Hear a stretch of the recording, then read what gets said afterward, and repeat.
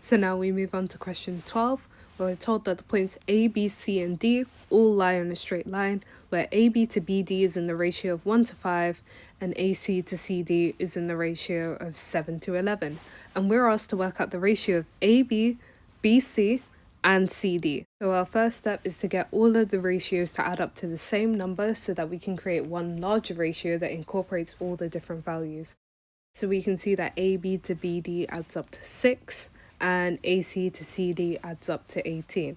So we can see that to get them all to the same number, we just need to multiply the first ratio by 3. This allows us to create the new ratio of AB to BD, which will instead be a ratio of 3 to 15.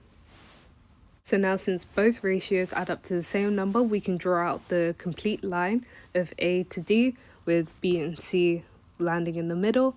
And now we can use what we've been given in the question to show how the different portions of the lines are split. So we know that A to B represents 3 parts, B to D represents 15 parts, and now moving on to the second ratio, we know that A to C represents 7 parts, and C to D represents 11 parts. So now using that, we can start to work out the ratio that we're asked for. AB we've been given, BC we need to work out, and CD we've also been given. So for BC, let's start to cut off where they would be roughly in proportion to the line, and we can see that we need to work out 11 minus 7 to get 4. So we can see that by this ratio, BC is represented by the number 4.